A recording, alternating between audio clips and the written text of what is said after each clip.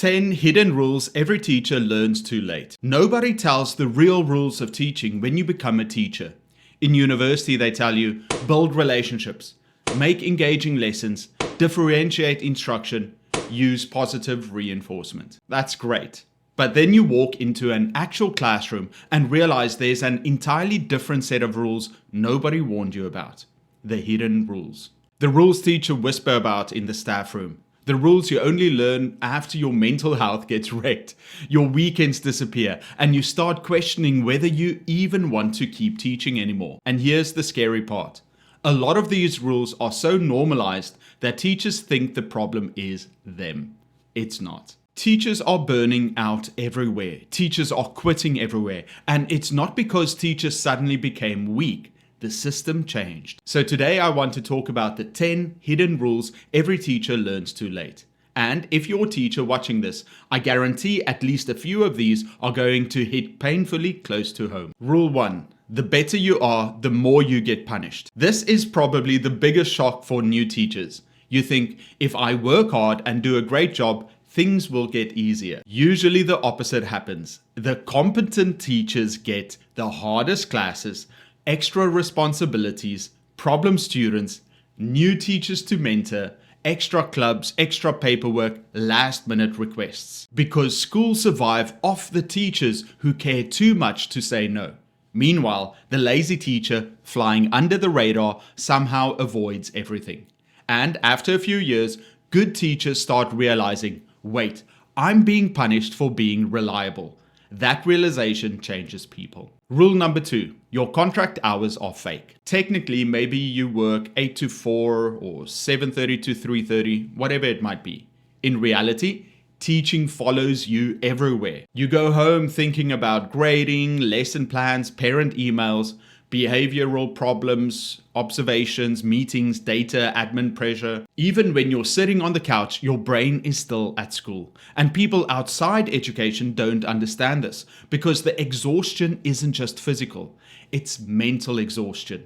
Teaching is one of the few jobs where your brain never fully clocks out. Rule number 3, you are expected to fix problems you didn't create. Kids addicted to phones, teacher problem. Parents not parenting, teacher problem. Students years behind academically, teacher problem. No attention span, teacher problem. Behavior issues, teacher problem. Society basically dumped every cultural issue into schools and said, teachers fix it. And then people wonder why teachers feel overwhelmed. Teachers were trained to teach subjects. Now they're expected to be counselors, therapists, social workers, behavior specialists, entertainers, surrogate parents, crisis managers, and somehow still produce amazing test scores. It's impossible. Rule number 4. Admin cares more about appearance than reality. This one takes teachers a few years to realize. Schools care a lot about optics. How things look matters more than how things are. That's why teachers are constantly pressured to make data look good, reduce discipline numbers, inflate grades, pass students along, avoid conflict, keep parents happy. Sometimes schools don't want problems solved, they want problems hidden. And once teachers realize this, morale drops hard because nothing kills motivation faster than feeling like honesty gets punished. Rule number 5, the kids aren't the hardest part anymore. This surprises non-teachers because yes, student behavior can be rough, but honestly, a lot of teachers can handle difficult kids. What destroys teachers now is everything around the kids. The paperwork, the micromanagement, the meetings, the emails, the impossible expectations, the lack of support, the feeling that you're constantly being blamed. That's what crushes people. Some of the best moments in teaching still come from students, but the system surrounding education is what's driving teachers out. Rule number 6, you cannot save every student. This is one of the hardest lessons emotionally. New teachers enter education thinking, I'm going to change lives. And sometimes you do, but sometimes you pour your heart into helping a student and they refuse, or the parents sabotage it, the system fails them, the outside school overwhelms them. And teachers take that personally. They carry guilt for things completely outside their control. But eventually, teachers learn something painful. You can care deeply about students without being able to save all of them. If you don't learn that lesson, teaching will emotionally destroy you. Rule 7. The most dangerous teachers are the ones who still care. The teachers most at risk for burnout aren't the lazy ones. It's the passionate ones. The teachers staying late every day. The teachers answering emails at midnight. The teachers spending their own money. The teachers constantly worrying about students. Because caring without boundaries becomes self-destruction. And schools quietly rely on this. Education survives because caring teachers keep sacrificing themselves. But eventually, even the best teachers hit a wall. Rule number 8. Parents have changed. This conversation makes people uncomfortable, but it's true. Years ago, if a student got into trouble, many parents automatically backed the teacher. Now, a lot of teachers are treated like customer service workers. Some parents immediately assume their child is innocent, the teacher is unfair, consequences are like trauma, expectations are oppression. And students know this.